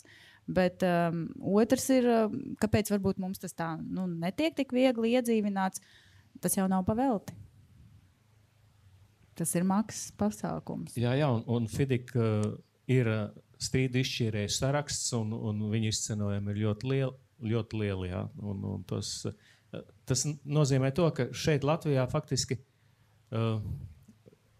pašai nozarei būtu varbūt jāvienojās, ja pusēm būtu jāvienojās un jāizvēlās pietiekoši kompetenti, zinoši un pieredzējuši profesionāļi, kuri varētu būt šie strīdu izšķīrēji.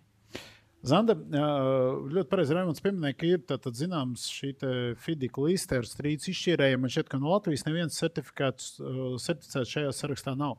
Bet, sakiem, tavuprāt, kāds Ēģiptes strīdu izšķīrējs certificēts, viņš varētu Latvijā tā labi integrēties tādā mūsu būvniecības procesā. Kā jūs to skatāties savā komitejā? Teorētiski tam tā vajadzētu būt. Un īpaši, ja tas notiek šādi, ka jau līguma sākumā viņi tiek paredzēti šie strīdu izšķīrēji un viņi seko līdz procesam, kāpēc gan ne? Praktiski, protams, varbūt būtu šķēršļi ar likumdošanas izpratni. Bet ja viņi seko līdzi, tad tam nevajadzētu būt problēma. Raimond? Es gribētu piebilst, ka es domāju, Latvijas gadījumā mēs noteikti izvēlētos vai skandināvus vai vāciešus vai angļus.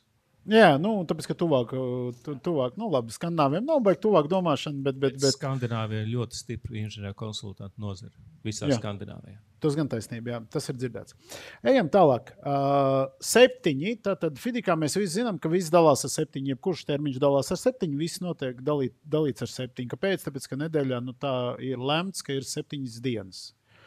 Un mans jautājums jums būs nevis 7, kaut ko dalīt ar 7 ir labi vai slikti, bet kā jums šķiet, vai nebūtu laiks pāriet no tiem kalendāriem mēnešiem tomēr uz šīm nedēļām un strādāt un virzīt un organizēt procesus nedēļu ietvaros? Vismaz izmantojot FIDIC līgumus. Raimond? FIDIC līgumos jau tie grafiki ir visi pa nedēļām, ja?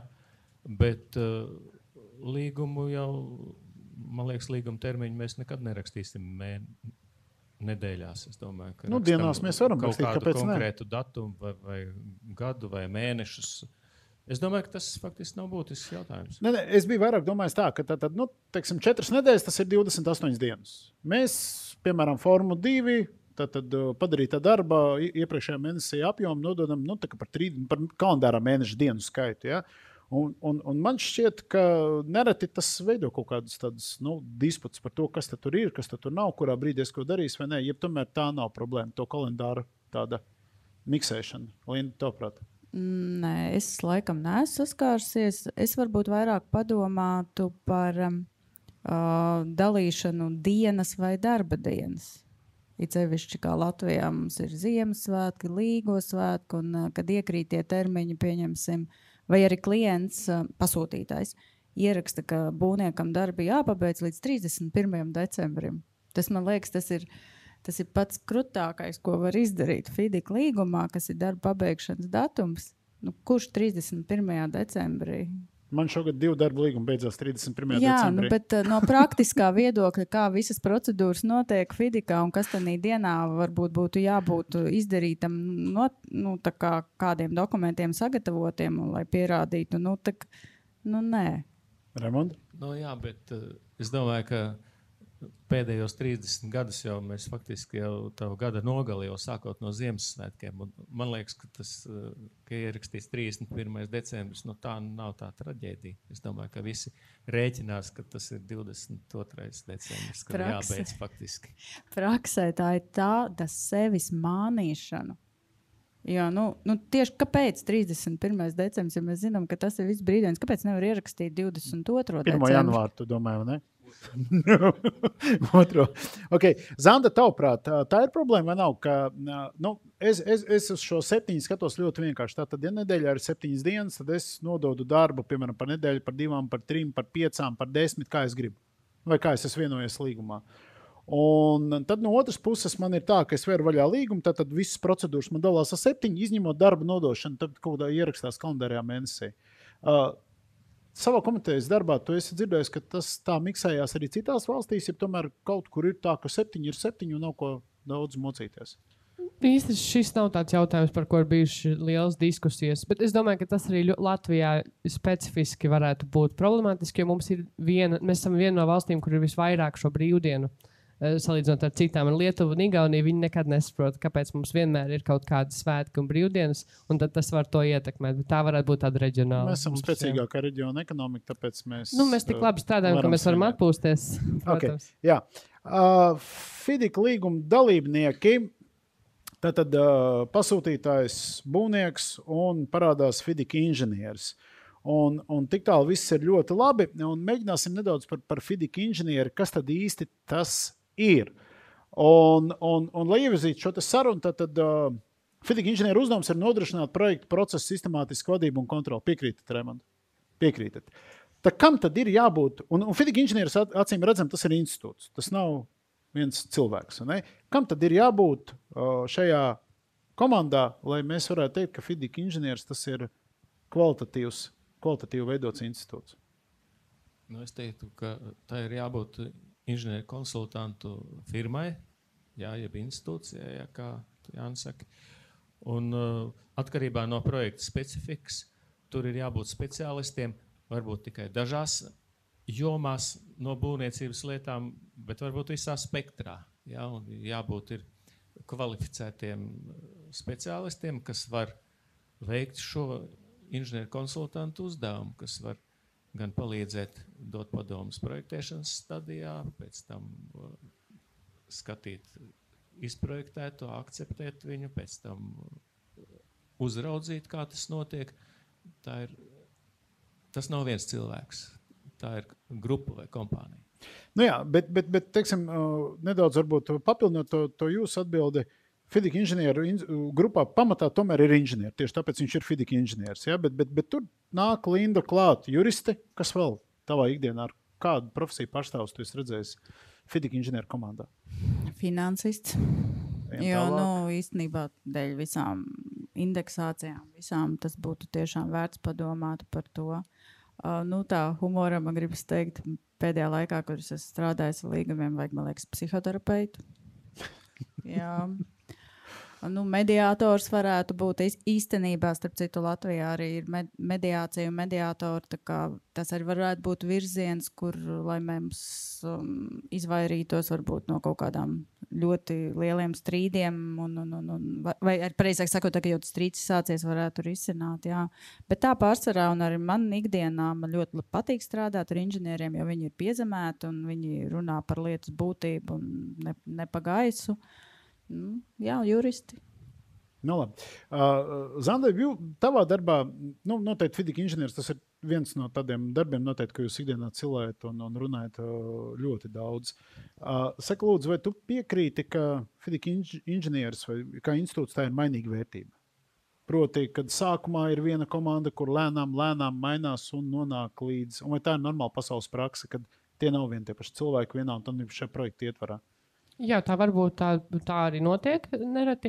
Un vēl, ko es gribēju piebilst, Fidika ir izstrādājuši lielisku materiālu par konsultantu izvēli, kas var palīdzēt saprast tieši, ko iepirkt šajā institūtā.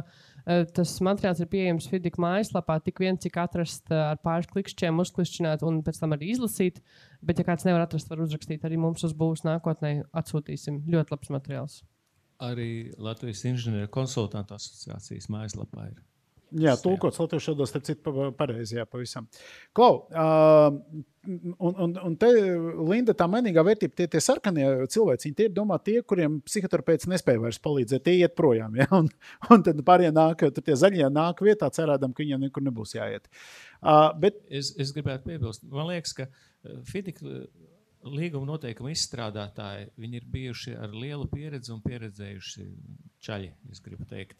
Un viņi tos līgumus ir sarakstījuši tā, faktiski, ka es domāju, ka inženieru konsultantam, kurš ir iesaistīts un kas strādā pēc FIDIC līguma noteikumiem, nevajadzētu palikt sarkanam un nevajadzētu viņiem psihoterapeitu. Jā, bet mēs atgriežamies pie tā godprātīguma un visa tā, ka jau no pašas pirmās dienas visām pusēm ir jāstrādā, nevis jāļauj kaut kādā ieiet pašplūsmā, un tad, kad jau ir pavēlu, tad visi pamostās. Un vēl ar tā inženieru komandu es gribētu teikt, ir atkarīgs arī no tā, kas no pasūtītāja puses strādā. Vai tur, pieņemsim, pasūtītājs tikai kāds, es negribu nodiecināt, valdes priekšsēdētājs, kurš ir parakstījis līgumu, tas ik pa laikam piedalās un paskatās, kas tad tur notiek un visu ļauj inženierim vienam pašam darīt. Vai tomēr arī no pasūtītāja puses ir profesionāls, aktīvs un ieinteresēts projektu vadītājs. Un arī no būvņēmēja puses īstenībā, jā, starp citu, bez visiem inženieriem arī tādi projektu vadītāji, menedžeri, kas spēj aktīvi izkustināt tos inženierus, kas savā ziņā citreiz ir arī kā mākslinieki, jā, projektētāji, pieņemsim, jā. Tad ir vajadzīgs tāds viens, kas tā kā samenedžē, un, protams, tad inženieru konsultants arī, jā. Zanda, tavā darbā, tādā komitejā taču lielākā daļa ir inženieri. Pareizi, tur nav ne juristu, ne ekonomistu, ne finansistu. Saki, tas tā kā palīdz to darbiņu, ko jūs veicat paveikt, ja tomēr dažkārt, tad, kad jūs runājat par tiem FIDIC inženieriem, jūs sākat meklēt tos konsultantus no malas. Kāda ir tā praksa? Ne, tas palīdz, jo tur ir gan inženieri, bet lielākoties tie ir inženieru biroju vadītāji. Tā kā arī Linda saka, ka tiem vadītājiem ir jābūt zinošiem un spējīgiem. Un tad tur ir tāds apvienojums. Viņi ir gan vadītāji, gan inženieri. Līdz ar to tā zināšanas ir no visām pusēm. Un tur konflikts nerodās. Nu jā. Tas, ka mēs jau sarunas gaitā noskaidrojam, ka inženieru institūts savā būtībā ir radniecīgs būvzrauga institūtam būvniecības likumā, bet skaidri, ka ar daudz plašākām kompetencēm. Viena lieta, ko no šīs konkrētā slaides vēlētos jums pajautāt, tēze, ka FIDIC inženieris darbojas pasūtītāja vārdā un interesēs, vienlaikus ar tēzi, ka FIDIC inženieris ir tiesīgs pieņemt abām pusēm saistošus lēmumus. Tad nevienmēr pasūtītājam varbūt patīkamāko lēmumu. Kā jums šeit šīs divas tēzes nenonāk pretrunā, jeb ir problēma drīzāk ar izpratni pie mums pašiem? Droši vien, ka kādreiz nonāk pretrunā, bet pēc būtības tur jau ir tā esence, ja, ka FIDIC inženieris, viņam ir ļoti liela un nozīmīga loma, un reizēm inženiera lēmumi var būt pasūtītājiem nelabvēlīgi. Mēdz būt gadījumi, ka slēdzot līgumu par inženieru konsultāciju pakalpojumiem, pasūtītājs viņš var ierakstīt, piemēram, ka pirms tu paziņo savu lēmumu strīdus izšķiršanas gadījumā, vispirms pasaki to man. Tā mēdz būt, jā, bet tas īsti tā kā pareizi nav. Es piekrītu. Linda, cik bieži tu kā FIDIC inženieru komandas dalībniece esi pieņēmusi pasūtītāju interesēm pretēju lēmumu? Regulāri. Mums taču jāapstiprina uzņēmējiem tie prasījumi par pagarinājumu, kur ir pamatoti. Tādēļ jo pasūtītājs taču nekad negrib, lai tagad viņam uzņēmējiem dod ilgāku laiku. Bet ir kaut kādi tie apstākļi, notikumi. Uzņēmējs ir pilnībā rīkojies, tā kā līgums paredz, viņš ir laicīgi brīdinājis, paziņojis, mums ir jādod tas pagarinājums. Un tāpēc es arī varbūt kaut kur smejoties par to psihoterapeitu vai par psihologu saku, mums dažreiz kā inženierim ir jāmēģina notirgot, nevis naudiskā nozīmē, bet izstāstīt, kāpēc. Neko nedos, ja mēs tagad ar varu teiksim uzņēmējiem, tev tagad ir jāpabeidz ar asinīm līdz tam 11. novembrim. ja objektīvi tas nav iespējams. Nu, saka, tā sevis mānīšana. Mums dažreiz gribas noticēt tam, Zanda? Te jau ir arī tā lieta, kas ir pasūtītāja intereses. Pasūtītāja interesēm vajadzētu būt kvalitatīvai būvē. Protams, ka labā gadījumā viņi ir uzbūvēti termiņā un par noteikto summu, bet tā gala pasūtītāja vēlme un interese ir tā kvalitatīvais rezultāts. Un viss, kas ir pa vidu, tur ir dažādi lēmumi. Un piekritīsiet, tas ir jautājums jums visiem trim. Ja mēs runājam par publisko pasūtītāju, kolēģi, piedodiet, tad viņus varētu sadalīt divās tādās lielās grupās. Vieni, kuri ikdienā patiešām būvē, tāpēc, ka tā ir viņa pamatfunkcija. Nu, piemēram, tie varētu būt Latvijas valsts ceļi. Un ir virkne publisko pasūtītāju, kuru iesaiste būvniecībā ir tāpēc, ka tā ir kaut kāda nepieciešamība, kas izriet no citas funkcijas. Un tad šim te FIDIC inženierim ar šīm te līguma vadības kvalitātēm, kas ir organizatoriskā, tehniskā, juridiskā, finansiālā un pielējām klāt arī psihoterapeita, psiholoģiskā proti, ja, bet patiesībā šī jau ir tā esence, kad tam, kurš nav par sevi varbūt pārliecināts, kad viņi nāk un izdara to, kas būtu vajadzīgs. Piekrītat, Raimond? Jā. Bet es mazliet vēl atkāpu. Mēs te runājam tā kā par strīdiem un kādam pa labu, pa sliktu. Vēl ir tāds jēdziens kā prasījumi. Un FIDIC līguma noteikumi ļoti skaidri nosaka, kā ir jāfiksē prasījums. Ir kaut kāds notikums, kas var ietekmēt, teiksim, būvnieka darbību, termiņus vai izmaksas. Tad tas ir jāfiksē un jāuztur šī prasība. Ja? Un inženierim savukārt ir jāseko, lai pareizi tas tiktu dokumentēts. Un ja kaut kas tur izkrīt, tad inženieris, ja pareizāk sakot, būvnieks var būt zaudētājs saskaņā ar to, kā ir uzrakstīts vispārīgajos noteikumos. Nu jā, un arī pirms pāris gadiem augstākā tiesa pieņēma vienu lēmumu, kur arī pateica, ka ja nav saulaicīgi paziņots šajās 28 dienās no notikuma vai apstākļiem, tad pasūtītājs ir atbrīvots no papildus laika piešķiršanas vai papildus naudas piešķiršanas. Un tas ir tas, kur tas būvnieks regulāri nabagam aizmirstās, kad ir jāpaziņo jau laicīgi. Un viņi bieži vien aizmirst, ka viņi jau var paziņot un šodien pateikt, kur ir notikusi kaut kāda problēma, man tas var radīt kavējumu. Iespējams, ja viņi saraus un visi apstākļi sakritīs labi, viņš jau paspēs laikā. Tas jau nenozīmē, ka tas prasījums pēc tam ir līdz galam jāīsteno, ja? Bet viņi aizmirst paziņot. Kāpēc tā paziņošana ir svarīga un ko nodrošina tas FIDIC, ka pasūtītājs tad uzreiz jau ir informēts, ok, šeit ir problēma, varbūt es viņu varu risināt kaut kā citādāk, lai man neiestātos tur kaut kādas sekas, ka tas būs ļoti dārgi, vai es vairs nevaru atļauties pagarināt, tāpēc, ka man beidzās tur, nezinu, laiks, kad es varu saņemt finansējumu. Ja? Un tas ir tas, ko FIDIC visu risina šādā veidā. Okay, jā, es piekrītu, ka tā ir. Mums ir izveidojusies neliela problēma. Mēs tuvojamies ļoti strauji mūsu sarunas noslēgumam. Es par dažām atsevišķām lietām no FIDIC ar domu, ka mēs šobrīd abstrahējamies prom no FIDIC, bet ka mēs dažas lietas, kas šeit būs minētas, varētu pārņemt, pat ja mēs nelietojam FIDIC savā ikdienas būvniecības praksē. Un viena no tādām lietām ir rezerves summas. Raimond, jūs uz to skatāties pozitīvi, negatīvi vai arī dzena? Principā tas ir pozitīvi. Es domāju, ka tas, man parasti, kā likums, man liekas, tie ir 5% no būvizmaksām, kas tiek ieturēta un laika gaitā apmēram pusi tiek atmaksāta būvniekam, ja viss iet normāli, un tad tā otra pusīt, ja 2,5% tiek paturēta varbūt kaut kādām tur garantijām vai kaut kam tādam. Tā kā, man liekas, tas ir labi.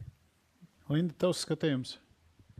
Rezerves summas, tas ir domāts, kas rezerves summas, paredzēts. Tas ir 13,5 apakšpunkts, kuru tur tad, jebkurā gadījumā šī doma ir tāda, ka rezerves summas gan vairāk ir domātas par to, ka neparedzētiem darbiem, kaut kādiem apstākļiem tā tālāk, bet ka mums jau ir ierēķināta šī summa kā potenciālā līguma summa, daļa no līguma summas. Man šķiet, ka tā ir laba lieta. Jā, tā ir laba lieta. Galvenais, lai viņi nav vienkārši pliki rezerves summa, lai viņi ir, kā es saku, apģērbti, lai viņi pateikt, kurā brīdī, par ko un kādā veidā. Kāda ir pasaules praksa, Zanda, šajā jautājumā? Šis ir punkts, kur iekļauj, protams, tas ir viens no FIDIC. Bet, teiksim, tādā sarunās ar kaut kādu, es zinu, ka tu ļoti daudz spāņiem strādā ikdienā, ja, tad viņi šo uztver kā pašsaprotamu lietu, ja šis ir kaut kāds strīdu sābols. Nē, šī ir pašsaprotama lieta. Tas ir iekļauts. Okay.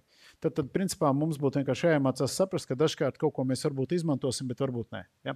Okay. Otra lieta, es esmu nosaucis šo slaidu par kļūdām pasūtītāju prasībās, un es paskaidrošu, kā es to domāju. Man šķiet, ka Fidikā ir 2 unikāli punkti, kur viens otru palīdz zināmā mērā izslēgt. Tad 14.5 apakšpunkts tas ir par darbiem paredzētām iekārtām un materiāliem, kurus kaut kādā gatavības stadijā apmaksā pirms vēl tas ir iestrādāts būvdarba gaitā. Un otra lieta, ko mēs ļoti labi sākoties Covidam un tālāk arī, diemžēl, visādām kartdarbībām, esam saskārušies, tā ir indeksācija. Un jautājums ir tāds, ka vairāk jautājums Raimondam un Lindai, ka vai mēs, protam, izmantot to 14.5 apakšpunktu, proti neielaist diskusiju ar būvnieku tik tālu, ka mums būtu jārunā par indeksāciju, bet ka mēs esam vienojušies. Mēs noslēdzam līgumu, mēs savadam objektā iekārtas, mēs savadam materiālus, mēs esam samaksājuši kaut kādus 80%. Viss šo jautājumu mēs esam noņēmuši. Tas nav tik vienkārši. Ne jau vienmēr iekārtas un materiālus var savest, un arī nav vietas bieži vien, kur to savest un uzglabāt. Un līdz ar to šo laika gaitā ir projekti, kas ilgst varbūt 3-5 gadus, ja, un zinot, skatoties atpakaļ, es domāju, pirms 5 gadiem bija gandrīz 2 reizes lētāks viss, kā ir šodien, ja, varbūt pat vairāk. Un līdz ar to man liekas, ka ir viennozīmīgi, un ir arī pieņemts tagad, ka līgumos ir atļauta indeksācijas iekļaušana. Ir pat formula, kur lieto jaunu Fidika līguma noteikumos ir mazliet citādāk tā formula, bet viņi ir. Viņi pat ir obligāti tagad laikam ar tiem jaunajiem ministru kabineta noteikumiem. Par gadu vecākiem līgumiem. Jā, līgumam ir. Un es par to tikai priecājos, jo tādēļ, kad līdz šim visiem Latvijas Fidikiem vienmēr tas punkts lielāko daļu bija ņemts ārā un pasūtītājs neuzskatīja, ka būtu jāmaksā vai kaut kas jāindeksē. Un tas tad arī īstenībā radīja to problēmu un spriedzi, ka uzņēmējs jau saprot, viss, man vairs nav tā nauda. Tas kritiskais brīdis bija tad, kad sākās karš, ja, kad viss... Nu jā, bet tas, ko mēs tagad par indeksāciju, kas ir ļoti svarīgi, bet viena tāda unikāla lieta, ko vienreiz ir kārtīgi tā publiski izmantojot šo te izstādi un šo te sarunu jāpasaka, ka 2006. gadā, jūs redzat, bija ministra kabineta instrukcija numur 11, kurā Latvijai bija pirmā pieredze normatīvā iestrādātu indeksācijas formulu, un citu starpā viņi bija aizgūti no Fidika. Un kas man personīgi, darbojoties šajā nozarē, izraisīja tādu zināmu smīnu, ka tad, kad parādījās Covid un karš, mēs tik ļoti plaši diskutējām, kur tad ņemt šo te formulu, man liekas, cik ilgi nelauza šķēpus, nelauza līgumus, bet tā situācija pierādīja, ka mums ir ļoti īsa tiesiskā atmiņa. Mēs nemākam tik līdz 2006. gadam un atcerēties, ka tur jau viss bija priekšā. 2006. tas taču bija ļoti sen. Mēs nevaram, mums taču pēc vēlēšanām mainās valdības, mainās ministru palīgi, daudz kas mainās, un mēs neatceramies to, ko iepriekšēji darījuši. Un ļoti svarīgi, Raimond, ka vakar laikam sāk šupoties valdība, ja? Tikai nezinu, uz kuru pusi, ja? Pareizi, ja? Tā ir, ja? Lai viņš šupojās un lai viņam viss labi. Bet ejam tālāk. Tātad tas, ko mēs runājam par indeksācijām, vēl dažām lietām, ir šie te noteikumi par publisko būvdarbu līgumos obligāti ietveramiem noteikumiem un to saturu. Varbūt, pirmā acu uzmetienā liekas, kāds sakars Fidikam ar ministra kabineta noteikumiem, bet tas, ko es jums vēlos pajautāt, kā jūs vispār izturties par to, ka ministra kabineta noteikumos sāk aprakstīt tās lietas, kurām būtu jābūt vai nebūtu jābūt līgumos? Jūsu attieksme, viņi ir pozitīva, negatīva? Laikam ņemot vērā pēc tās pieredzes, kā mēs uzvedamies, tad mums laikam ir vajadzīga tā pātaga un visi priekšraksti, daram tā, daram vai šādi. Nē, es varbūt domāju, ka te atkal tās visas budžeta sastādīšanas, un gan jau publiskie pasūtītāji var vairāk pastāstīt. Es par šo īsti neesmu bēdīga par to, ka šis tiek noteikts, jo pasūtītājiem tad ir vieglāk plānot un arī paredzēt budžetā naudu. Viņš zina, ka tas nav nekas nelegāls, neviena man valsts kontrola par to nepārmetīs, tas viss ir ok. Es atkal uzskatu, ka šis tieši punkts par kaut kādām indeksācijām, ka tas ir, jā. Labi, Raimond, jūs viedoklis? Par indeksācijām, jā. Es domāju, ka es piekrītu. Tas ir valstisks lēmums, faktiski. Tam būtu jāapraksta. Ir cita lieta, ja mēs runājam par visādiem būvniecības normatīviem, kuri mums jāievēro, tad citreiz kolēģi saka, ir diezgan smieklīgi vai absurdi, ka, piemēram, toaletes poda augstumu ir jāparaksta Specifikācijā. Jā. Nevis specifikācijā, bet vispārīgos būvnoteikumos, jeb ēku būvnoteikumos, kuri noteikts, teiksim, ka toaletes poda augstumam ir jābūt tādam un tādam, paraksta apstiprina ministra kabineta noteikums. Zanda, kā tev šķiet? Kontekstā ar Fidiku un to, ko tu dari, tad Fidikā ir 13,8 apakšpunkts, indeksācija, viss skaidrs. Viens ar kabineta noteikumu. Cik bieži tu esi saskārusies, ka citās valstīs ir tā līdzīga situācija, ka tas nekas, ka mēs esam pieņēmuši kaut kādu tipu veidu līgumu, bet tomēr ierakstīsim viens ar kabineta noteikumos, lai nedod Dievs. Es atvainojos, es iejaukšos. Man liekas, ka tas ir tāpēc, ka maz jau to Fidika līguma noteikumu ir, pēc kuriem mēs strādājam. Mēs strādājam pēc citiem, un tagad tiem citiem ir iespēja. Fidika jau nav obligāts. Nav, šodien nav. Jā, Raimonds principā izņēma man atbildi no mutes. Tas arī tā arī ir. Jo tajās valstīs, kur Fidika ir normāla lieta, kas tiek pielietota daudz plašāk, viņiem nav vajadzīgi šādi noteikumi, jo viņi visi jau principā strādā pēc tiem Fidika noteikumiem. Mums šis ir vajadzīgs, jo mēs viņus Fidiku nelietojam tik daudz, un ja tas strādā un ja palīdz ieviest indeksāciju, lai iet. Lieliski. Tālūk, ņemot vērā, ka mēs jau esam pavisam tuvu noslēgumam, es tā mēģināšu bišķi ātrāk pēdējos dažus slaidus iziet. Zaļā grāmata. Raimond, kādiem darbiem jūs rekomendētu izmantot zaļo grāmatu? Klasiski saka, tiem, kas ir līdz 500,000, to teica pirms gadiem 20, droši vien, ka šodien tas būtu līdz 1 miljonam, varētu teikt, ja.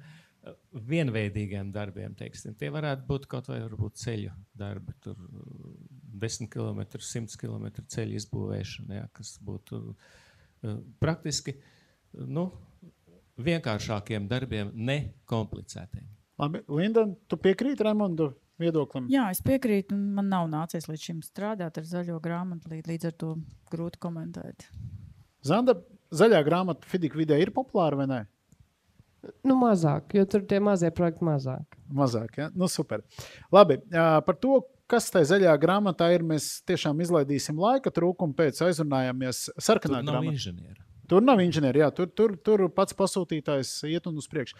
Sarkanā grāmata, kādiem apstākļiem, kādiem projektiem jūs rekomendējat izmantot sarkano grāmatu, Raimond? Būvdarbu līgumos. Jā, bet kādiem? Lielos, nopietnos. Jā. Bet, piemēram, rekonstrukcijas, renovācijas, diez vai ne? Jebkuriem. Arī jūs uzskatāt? Jebkuriem. Ir jāveic priekšizpēta, projektēšana.